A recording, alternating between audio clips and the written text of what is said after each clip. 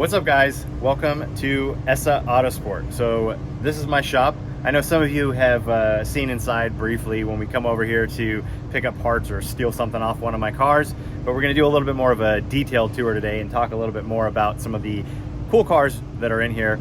I don't know, I think all the cars in here are pretty cool, so we'll go out, check it out. But first, let's walk inside and go check out my office. So obviously, as soon as you walk in, there are a lot of trophies. They're everywhere. So we got trophies. I've got plaques from Porsche Club from back in 2008, 2009, 2007. A lot of Porsche Owners Club plaques over there. So that's kind of where I started my business, was racing with Porsche Club and with NASA, and I volunteered a lot for the club and then did all the tech inspections for the club at the track. So we got a lot of service points and got a lot of awards for doing that stuff. And then obviously all these trophies from actual racing in that group. There's some endurance racing stuff for like a 4-hour, they call it the Tribute to Le Mans, that we did at Big Willow, and sometimes we'd run at Cal Speedway, which is now I think getting shut down because they're going to tear down that giant 2.5-mile oval track where they race NASCAR, and tear that whole thing down and build like some short course, like 1 mile or maybe smaller track. So yeah, the days of going to Cal Speedway are basically over. All right, so let's come on in here. We've got some pictures. Obviously, we've got one podium picture here from, I think this was from Florida in 2017. And obviously lots of, so this building is actually owned by a friend of mine, Jeffrey. He's a car dealer, and he sells, right now his specialty actually for quite a while has been Chevy diesel trucks. So right now the market's weird, so he doesn't have a ton of inventory, but he's got some race cars in here. He's got some cool cars, as well as all my stuff that we will check out. But yeah, you can just kind of take in all of the pictures from over the years. Some pretty cool stuff, like that one over there, Los Angeles Grand Prix from 1997. They actually shut the streets of downtown LA down completely, turned it into a racetrack, and we went out there and did a race event. I was actually working at a race shop back then. I was 17, kind of like volunteering, maybe making a few bucks a day, helping out. We got to do some really cool stuff like that event. We went out to Mexico a few times, Ensenada Grand Prix, Rosarito Grand Prix, Tijuana Grand Prix. Those were a ton of fun. And then we actually did one in Tustin also that was called Tustin Thunder. And it was a very cool event. Same thing, they like had there was an Air Force base, I think, over there. So they set up a whole racetrack, and it was tons of fun. We were standing on a barrier, and the cars were like 5 feet away from us.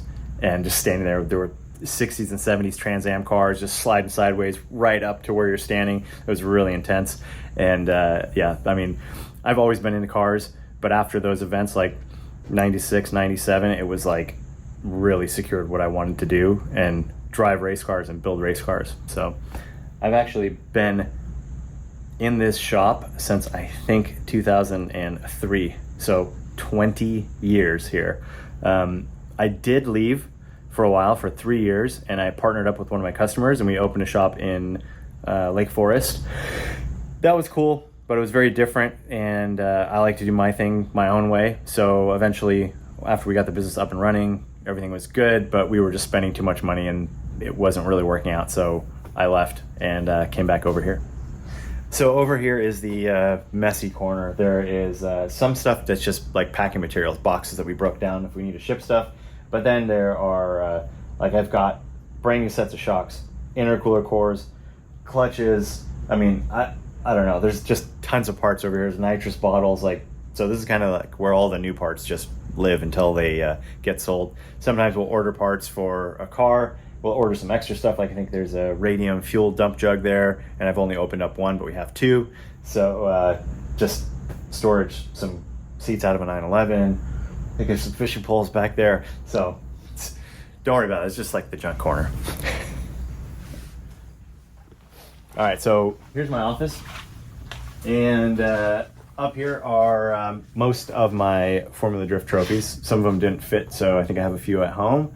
But the big one in the middle is from the championship in 2013, and then various other ones from over the years are first, second, and third place trophies up here, along with some Yokohama hats. At the time I won the championship, I was sponsored by Yokohama, and the only way you get one of these cool hats, I mean cool by you hang them up because they're cool, but wearing them, I don't know, not that cool, not my style. But with this embossed gold leaf, that's like something that if you're a Yokohama driver and you're on a podium, you're going to get one of these podium hats. If not, you're not going to get one of these. So it's cool that I've got a few of those. Running with a brand like Yokohama is, you know, there's a lot of prestige behind it. They make really good tires, and that was one of the reasons that I was able to win the championship that year, was because the tires were so good and so predictable. So I could really just place the car wherever I wanted to, and that's what really gave me the confidence to just push 100% like every lap. I got a million hats up here. I think I've probably thrown away a ton of them, but we're always collecting hats from different sponsors like Bill Stein. We've got a bunch from Ignite Racing, who make ethanol race fuel that I started running way back in the day in Formula Drift. I think I started running their fuel in 2011 with a Z4 S54 turbo, and I was like, I need to find some really good fuel for this high compression 6-cylinder engine that I'm going to turbocharge. And one of the other guys in the paddock told me about Ignite fuel. I think it was actually Sam Hubenet, and they were running it. They had success with it, so I just started buying fuel from Ignite and running it. But I was also telling everyone else in the Formula Drift paddock, like, hey, you guys need to run Ignite. It's really good fuel. It's way less expensive than the other race gas. Like, it works great, super consistent. More and more people started buying their fuel. And then the owner of the company, Jay Barry, hits me up and he's like, hey, what are you doing? Like, you're buying fuel from me and you're like spreading everybody, and now everybody in FD is buying my fuel. Like half the field, like 20 cars are buying fuel from him. So he's like, hey, let me send you some free fuel. Like, you're doing me a huge favor. So we worked together for a while, and just, you know, became good buddies. But it's interesting how things work in racing. Sometimes, you know, you go after a sponsor, but you don't really have anything to show for it. And I was like, look, it's, you know, $600-700 or something for a 55-gallon barrel of fuel per event. It's not that expensive in the grand scheme of things, how much racing costs. I don't need to bother this guy and ask him for free fuel. I'm just going to run it because it's so good. And then he calls me up and tells me, hey, here's fuel. Whenever you need fuel, just let me know. So pretty cool situation. Other stuff here, we got some very exciting literature.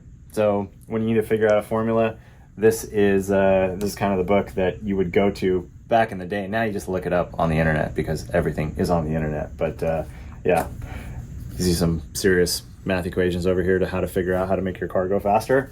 Same thing with this, race car aerodynamics. And then the big one, the race car vehicle dynamics.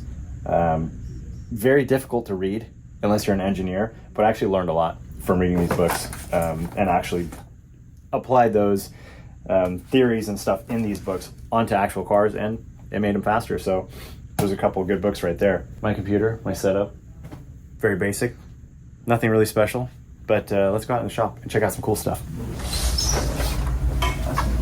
All right. Hello.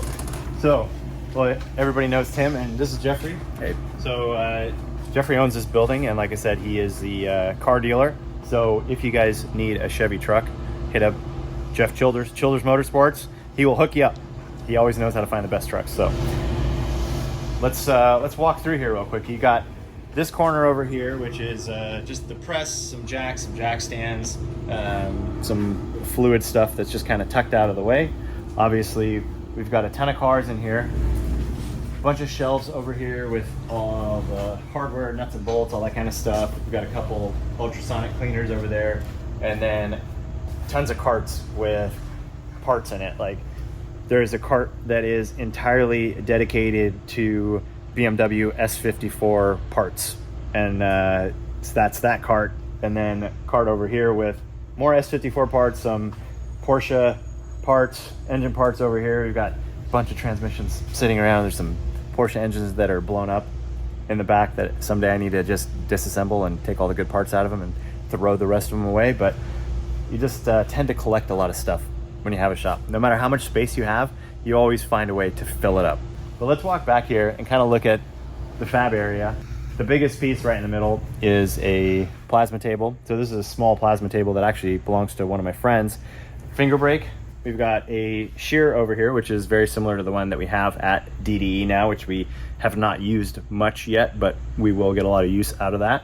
We've got our mill set up over here, and then a very old lathe. That's something that we will absolutely need to get for DDE, because there's so many things that you just need a lathe for, and you can't really do it with anything else. So now that you guys have seen the fabrication area of the shop and all of the tools that we use to build these cars, let's go check out some of these cars.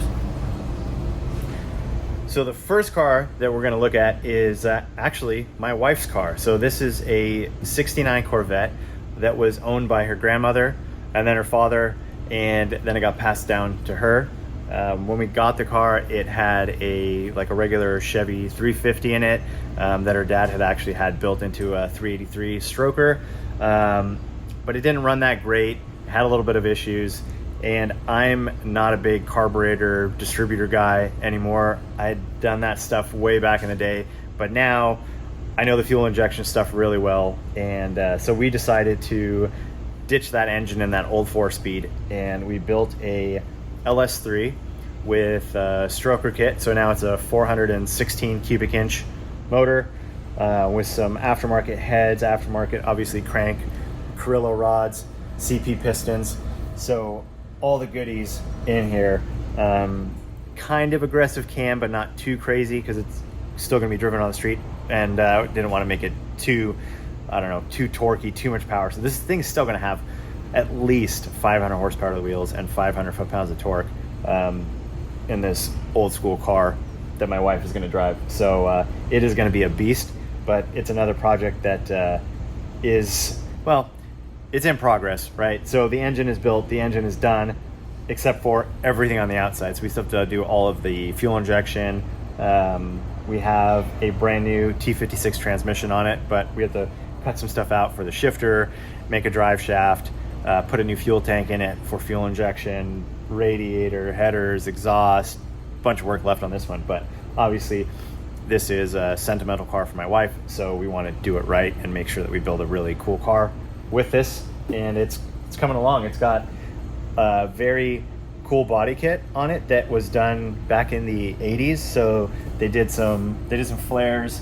It's got some Boyd Coddington wheels. So if you guys are into hot rods, you obviously know who Boyd Coddington was, and these are some, very period correct, I would say, from the late 80s billet wheels on here. It's also got like an ostrich skin interior, which is pretty wild. It's pretty cool to check out. So I feel like that's very 80s as well. Now, I don't think I've ever seen another car with ostrich skin interior, but I also wasn't a big hot rod guy, so interesting, very unique, pretty cool. And then it's got some more bodywork done back here that's custom. It's actually got some Ford taillights in it. I'm not sure what those are from, but they grafted out the original Corvette taillights and put in these and changed the look of the car completely. So it's a very unique car. Can't wait to get this thing done. So continuing with the hot rod theme, this is actually Jeffrey's car. And yes, it is a Pantera. I think it's a 1972 Pantera. I love this thing. It is such a cool looking car. It's actually a Pininfarina design. It's an Italian chassis with a Ford engine in it and a ZF transmission. So it's a mid-engine car, and it's basically like similar to a Lamborghini or Ferrari of that time, but with a very big American muscle car engine in it. So very unique, cool looking car. It's got the the old retro 70s styling that was very unique, kind of the wedge shape. And yeah, this is something that Jeffrey's owned for a very long time and put a lot of money and effort into. I think this is a 351 Cleveland race motor. Basically, it makes about 550 horsepower to the wheels, normally aspirated, carbureted.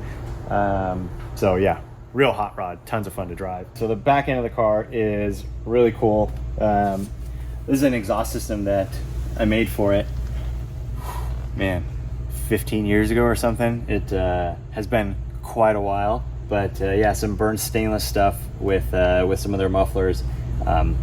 Sounds really good, looks good when it's all cleaned up. It's all stainless. And pop the hatch back here, take a look at the engine. We've got the big naturally aspirated V8 over there, and this is just a cover, so I'll have Tim help me lift this off so we can see underneath here and check out the rest of the engine and the transmission. Well, it's a bit dusty in here. This thing has not been driven for, man, since before COVID, so I think probably 2018, 2019, so it's been 4 or 5 years, but still looking good. It's got the completely like polished ZF transaxle in here, some really cool accents with the fan, the cooler for the air conditioning back here, and it's all like polished stainless. Then obviously the engine with the big Holley carburetor on it. It's a super cool car. You can like peek in there and see some other old school stuff like the MSD ignition box, like all these things that were like, if you had a hot rod, you had to have those things. And now it's almost obsolete because everything is fuel injection and just so much more efficient. But there is something cool about hearing like the crack of the carburetor when you romp on the throttle with that kind of, you know, big filter right behind you. It's a really cool experience to drive this thing. So on to one of the, probably the most unique car in the shop, and that is a 2012 C63 AMG. Very, very unusual to see a AMG, or any Mercedes of that matter, built into a time attack car. So we had a client that came over and said, hey, I want a race car. I'm like, all right, well, probably the best option is to buy a Porsche Cup car. They are perfect from the factory. They're fast, they're reliable, resale value is good, not a ton of maintenance. He was like, I'm an AMG guy to the heart, like die hard. I'm like, well, if we're gonna build an AMG, it's gonna cost twice as much and it's never gonna be as fast as a Porsche from the factory. He's like, I'm okay with that. So we built this thing, and it's not in a completely finished state. We were doing kind of stages, and every, you know, he'd take it out to the track a few times and then we'd do some more work to it until we did a ton of stuff to the car. We actually put a Hollinger 6-speed transmission, paddle shift, with the original what is this, a 6.3 liter, 6.2 liter V8 normally aspirated. We did Motec, so this thing has a Motec M150 ECU with a PDM, Motec C125 dash, and a full like Motec actually wiring harness in this thing.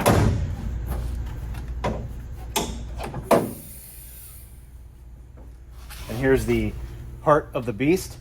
We have an SLS intake manifold on it, so pick up some more power with that intake. Some custom filters and stuff that were very temporary because we were talking about building new headlights that were actually just carbon fiber with ducts in them to help feed air into them, and actually have a whole body kit that was going to be designed for the car, but we never got to that point. And he actually went through a divorce, so he had to stop spending money on the car, and that's kind of the state it's in right now. It's almost ready to go to the track, but not completely built out to what we had envisioned originally. So still some stuff to save some weight and body work to get more downforce out of it and make it a little bit more aerodynamic.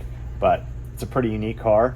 We've got the engine actually moved back about, I think about 2.5 inches, and moved down about 2 inches, so we were able to push the center of gravity lower and further towards the middle of the car to help the balance of this thing quite a bit, because they are a bit nose heavy with these big V8s.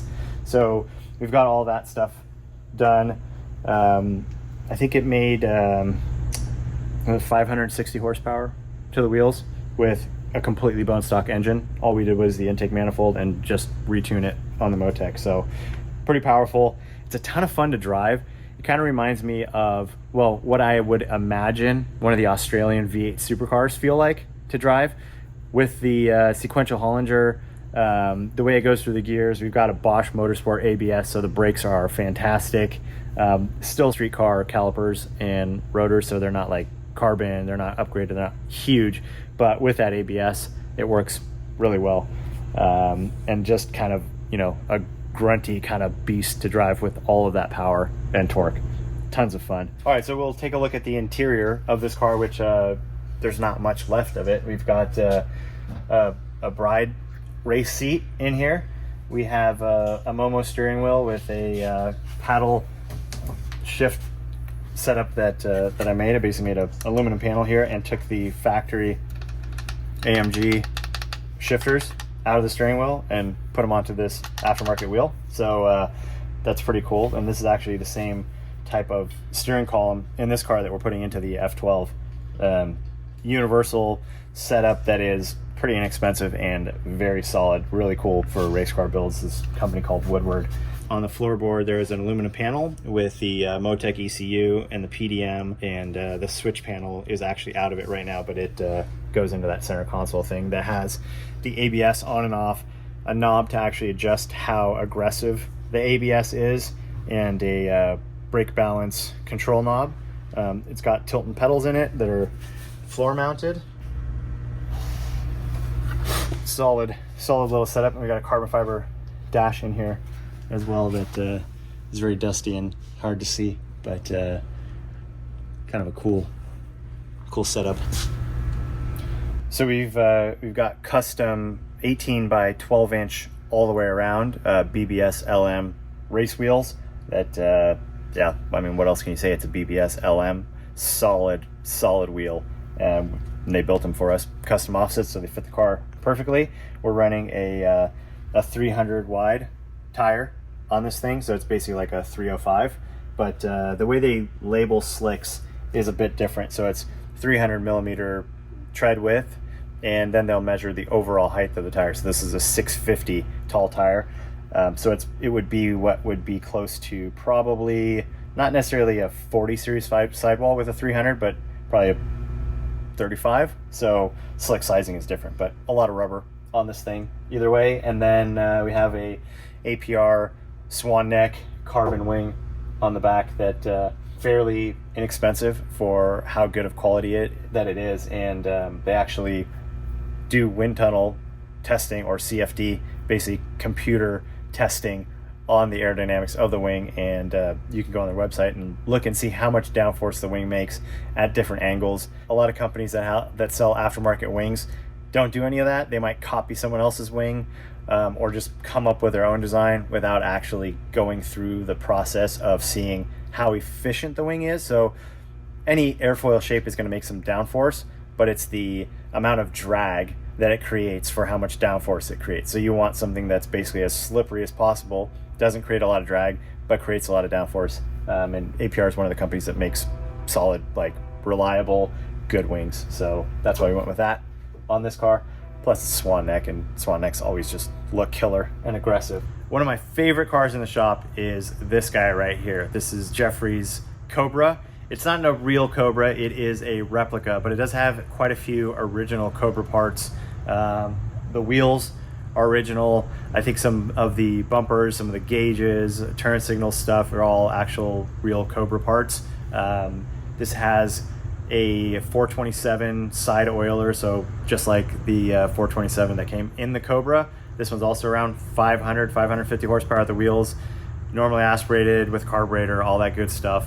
It is a very, very fun car to drive for a short time. I kind of compare it to driving like a chopper, like a Harley or something like that. That's just super cool looking, tons of fun, but a little bit scary at freeway speeds, especially on the bias ply tires when you're moving pretty quick. Everything's kind of moving around a lot, and just the suspension geometry and everything. Like when you launch this car in first gear, it squirms and grunts and kind of wiggles around. It's a real driver's car. There's no ABS, there's no traction control, there's no nothing. You've got this big steering wheel, you're sitting kind of sideways in the car, so your feet are actually pointed like towards the left front tire, and your butt's kind of scooted in sideways. It's very unique experience. And yeah, just a ton of fun. And if any of you guys are looking for something like this, this is for sale. Hit up Jeffrey. He will gladly sell it to you, probably for a pretty good price. All right, Porsche time, as it wouldn't be Essa Autosport without some Porsche goodness. So this is a Cayman that is heavily modified. It has GT3 Cup Car 997 suspension on it all the way around. Öhlins shocks, the Cup Car brakes, but the most important thing is that it has a 997 Cup Car engine and sequential transmission in it that took a lot of work to fit into the car. Obviously, to put the 997 Cup Car rear suspension in it, we had to cut off a lot of the rear frame and build out a tube frame in the rear. But it was definitely worth it because this is a very unique and very fast car. Porsche styling, Porsche suspension, but being able to rotate the engine and the transmission around and get that weight closer to the center of the car. This car is very unique also because it was actually an IMSA ST car, is what it started its life as far as racing goes. So the cage was already done and it was basically a full running ST car, which means it was a lightly modified street car. It still had the original engine, the original transmission. They had Öhlins shocks. They had a few other upgrades, but not a ton of stuff that you can do in that class. So we removed probably 95% of the stuff that was on this car, and we're just left with the roll cage. So everything else has been rebuilt and gone through. We've got a Motec ECU in this as well, Motec dash. This one actually still has a fuse panel, so it doesn't have a PDM, but Tilton pedals, the Woodward steering column. We've got an OMP wheel on here with a bunch of buttons that are easy to get to, like traction control up and down. So start of the race on cold tires, you'll want the traction control up a little bit. And then as the tires start to come in, you get a lot of grip, you can turn the traction control down. And the main reason being that you would want to do that is sometimes you actually want to rotate a car through a corner a little bit using the throttle or trail braking, which trail braking you wouldn't need the traction control to interfere with. But as you trail brake and you rotate the car into a corner and you start to roll on the throttle, you might still want a little bit of slip angle to finish rotating the car before the exit. So turn the traction control down when you have a ton of grip, and then maybe at the end of the race the tires are getting really greasy and worn out and you want to start dialing in more traction control.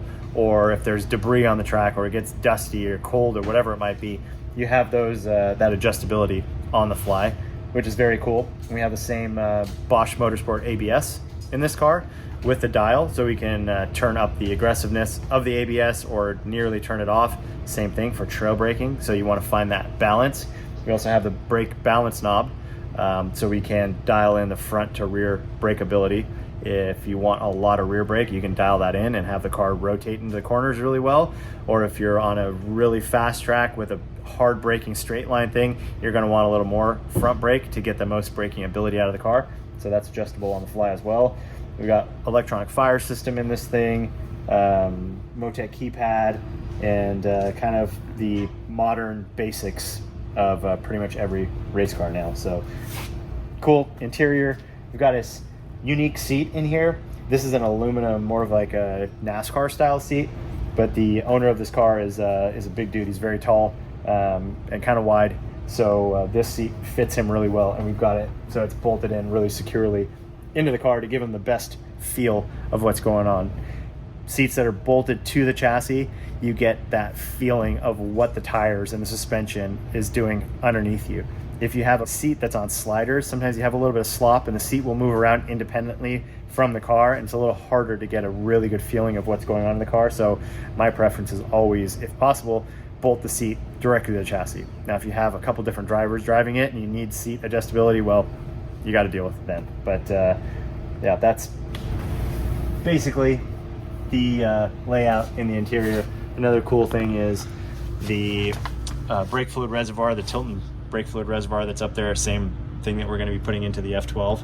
We will check out the engine compartment back here. Now, currently there isn't an engine in it. It's getting rebuilt, so the engine and trans are out of the car, but kind of allows you to see everything that's back here, how we did all the tube chassis stuff, and the frame rails are cut off, so they're chopped over there lobbed off, and then everything else back here custom built. So bunch of time, a lot of measuring, making sure that everything was square and nothing was twisted in the chassis, either this way horizontally or vertically or back and forth. It's a lot of time just spent dimensioning everything, tacking tubes in place, rechecking everything. But like I said, it came out really well, and the car is fast and a lot of fun to drive. So this is 997 Cup car stuff, the axles and uprights and brakes and control arms, all that. We've got Öhlins shocks here, which are just like the same type of shocks that are on the Evo street car and on the Evo 2 race car. Same stuff, really high quality shocks, easy to dial in. So we've got those. We've got a sway bar that we had to move up and back, because usually the sway bar is mounted to the back down here and goes across, and that makes a lot of sense for the setup when it's in a 911. But because we flipped the engine and transmission backwards, now we have a transmission in the way of that sway bar. So we flipped the sway bar up and made a custom adjustable bladed sway bar with adjustable drop links, so we can dial out all of the preload. And what that means, if you guys don't know, when the car is on the ground with the driver in the seat ready to go, you don't want the sway bar to be loaded on either side. That's going to make the car handle differently from left to right. So when we get the car all set up, we set the ride heights with a sway bar disconnected. We'll set the ride heights, we'll set the camber, we'll set the toe, and then go through and check everything again, because when you start moving stuff in alignment, everything changes a little bit. So after that process is over, then we'll go and reconnect the sway bars, put the weight of the driver in the seat, and then zero out the preload on those drop links, so everything is completely neutral. So then you get handling that's equal left and right. And there is a way to mess with that if you're doing something like on a circle track or on a track like Big Willow. You can actually preload the sway bars to your advantage in certain situations, but that gets a little bit tricky, because now you're going to have a car that handles differently in some corners. But on a track like that, you're going to give up some speed in some corners to gain speed in other corners that are more important. So, all right, enough of getting into setup stuff. That's maybe a little bit too technical for this video right now, but that's kind of stuff that interests me. So a lot of cool stuff in this car, lots of custom fabrication, tons of time, and a lot of good times behind the wheel with this thing also. It's a rocket. It's a very cool car. So this is actually my newest drift car that we built just a few years ago. It's an F30 BMW chassis, so it's a 2017 340 is what it started life as. And we bought this car from a guy who was a professor at a university, and it was pristine, perfect car. Showed up to buy the car. He's like, "Do you want to test drive it?" I'm like, "No, it's okay. Here's the money." He's like, "What are you going to do with the car?" Like, "Well, we're going to strip everything out of it and turn it into a race car." And it had 20 or 30,000 miles on it. Like, it was a very, very nice street car. So he was a little bit confused of why we were going to spend all this money to tear apart this perfect car. But yeah, it was to build this perfect drift car. So it's kind of hard to see a lot of stuff. We'll look at underneath a little bit, but if you guys are interested in seeing more about this car, there is a full build series that we did when we built the car with FCP Euro. So if you go to the FCP Euro YouTube channel and look up the Drift Taxi, you'll find the whole build series on this thing, and you can see all the details. It was a really cool build. It's a lot of fun to drive, and we're gonna get it back up and running soon, and hopefully have it out at some tracks and be able to thrash with this thing again, because it's a very fun car to drive. It's a little longer wheelbase than my E46, with a very different suspension setup because it's a multi-link rear, and so it drives a bit differently. But yeah, it's very fun. So check out underneath, see all the WiseFab goodies. Over here on the suspension side of things, we have the WiseFab angle kit with a knuckle and their tie rods and all that good stuff, so we can get that big angle out of the car. But it's not only about the angle, it's about the geometry and how well it works. So if you just chop some knuckles on a car, like take their stock knuckle, cut the tie rod placement, move it back, you'll get more angle, but you'll also gain a ton of camber and a ton of caster, and the wheels will kind of like flop over. You could also have something with a lot of Ackerman. So Ackerman is basically, zero Ackerman would mean both of the wheels, when they're turned, are pointing in the exact same direction. So if this one's at 40 degrees, this one's at 40 degrees. A street car is going to have a lot of Ackerman, and that's going to help you turn a U-turn better. But that's, the front wheels are turning and the back of the car is not sliding. So in a drift car, you're going to want closer to zero Ackerman with just a little bit of openness, and that gives you good steering feel, but also it keeps the speed of the car up. So if you have those front tires kind of locked open like this, then you're going to have the front end scrubbing a lot. It's going to make the car want to spin easier, but the Wisefab guys have sorted out all of that for you. So you basically bolt their kit on, make a few adjustments to your driving style, and you're good to go. And along with that, we've got the Bilstein coilovers that are a very, very good shock, two-way adjustable right here in the bottom. That might be a little bit hard to see, but we've got the two adjustment knobs in there. We've got the red one for rebound and the blue one for compression. So compression is the wheel moving up if you hit a bump. Rebound is how fast those shocks let the wheels come back down to the ground. So that lets you dial it in for different tracks and for different driving styles. If you want the front end to pick up a lot and the rear end to squat to really get that forward momentum, you can dial that in. Or if you want to stay in an outside zone longer, you can tighten up the front shocks and it won't want to do as much weight transfer to the rear. It won't want to push the car forward as fast. So it makes it so you can really dial everything in. And underneath here, regular subframe that's modified for an E92 steering rack. So we got rid of the electronic power assist rack that came in this car and put in the E92 rack that's also part of the Wisefab kit. We've got a big SFI approved bell housing here with an adapter to make it fit, and then another adapter here to bolt the Samsonis transmission on it, which is just sitting on the table over here, just getting a little bit of service. Enough about this car. It is one of my favorite drift cars, but my all-time favorite is my E46 FD Pro car. I've been driving an E46 in FD. My first year driving it was 2013. Not this chassis, but an E46 chassis. And that's when I won the championship. This one I built in, I think in the beginning of 2017. So we had a client who wanted to run in Formula Drift and he wanted to rent a car from us. So we built this car for him and he ran out of sponsorship after the first event. So I was stuck with this extra car that I didn't really need, which is the reason why I sold my other one. I was like, well, this one's fresh and ready to go. So we'll use this one. And the first real event I did with this car was actually in Tokyo. We shipped the car to Tokyo to do an FIA drift event, which was just so cool to be able to go to Japan. It was my first time going there and just see the, like Tokyo is an amazing city and they had built a track like right in Tokyo. So we got to do that event. That was a ton of fun. And then when I brought it back, I prepped it and started running it in Formula Drift. And I ran it for, until 2022. So this is an absolute beast. It's a built S54. It makes 1,100 horsepower to the wheels, 30 pounds of boost, and 150 shot of nitrous. It's turned, the motor's actually smaller.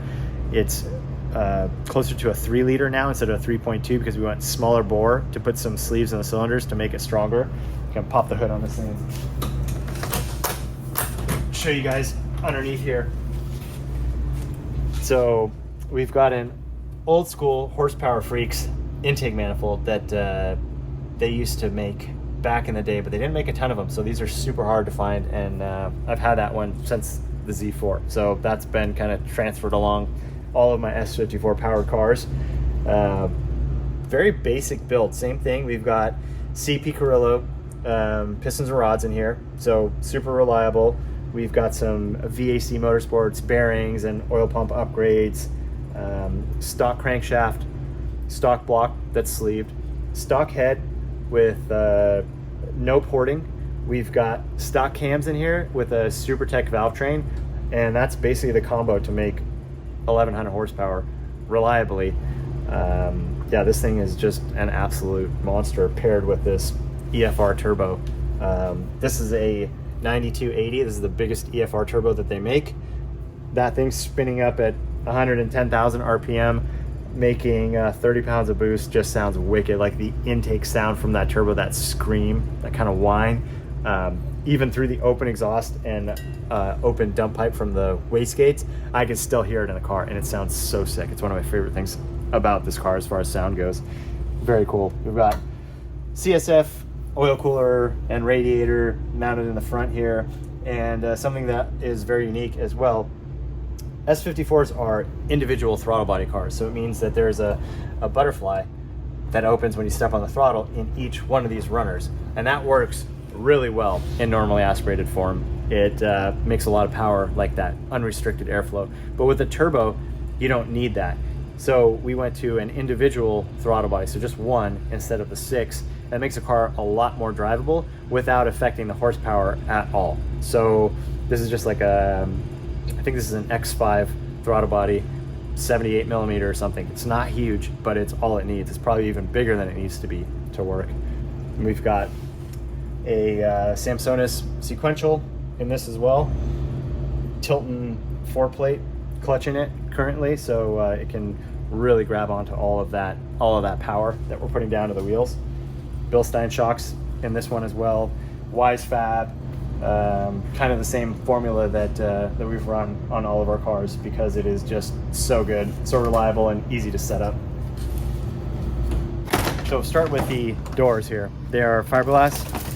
They're very thin fiberglass. They only weigh a few pounds each, so we're able to pull as much weight out of the car as possible to get down to the weight that we need to be, but also we want to make the car lighter than it needs to be and then add weight back where we want it. So make the car really light, and then we can run a cool suit box, which is basically an ice tank. You can wear a shirt with like surgical tubes that are sewn into it, and it pumps ice water in, so some of the really hot events we can stay cool and stay focused.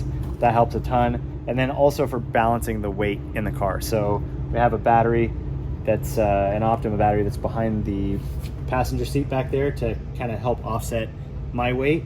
So add a little bit more weight to the passenger side, along with the turbo that's on that side, the nitrous bottles on the passenger side. So with those things offsetting the weight, it kind of equals my weight as the driver. So when I'm in the car, we can have both sides of the car equal. So left front wheel might be 650 pounds on the scales, right front wheel is 650 pounds. And then same thing in the rear, they're both balanced. So you get a very consistent driving car. It doesn't handle differently left to right.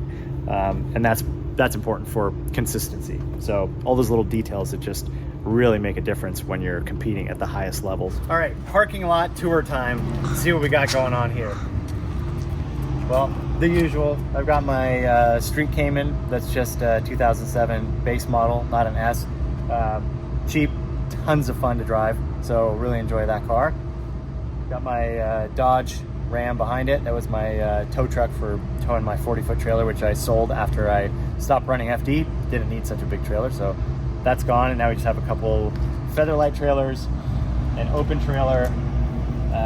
We have a 1971 or 72 Ford something up there that is Jeffrey's. He's hanging on to forever for some reason, but if anybody wants to buy that thing, let him know. Got a go-kart here that is in need of some love, so one of these days I'm going to get to that and clean it all up and get that thing running. And then all the way in the back corner, we've got another project that another car I bought 5 years ago that didn't do anything with yet.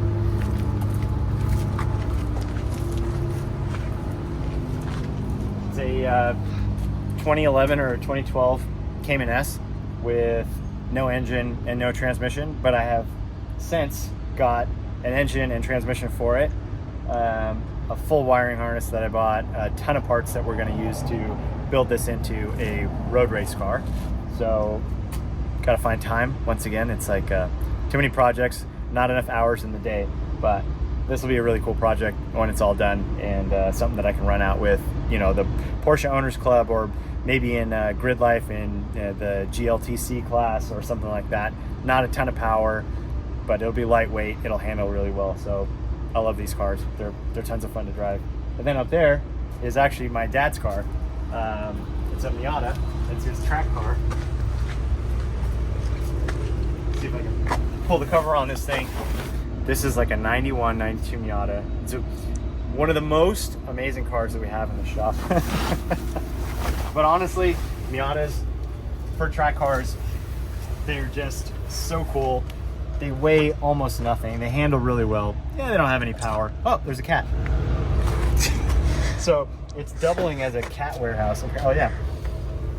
So they, man, it's hot in there. I don't know how those cats are surviving in that thing. But either way, my dad needed a place to keep his track car, so, you know, brought it over here, and it's been sitting for a while. We got to get him back out to the track sometime soon, for sure.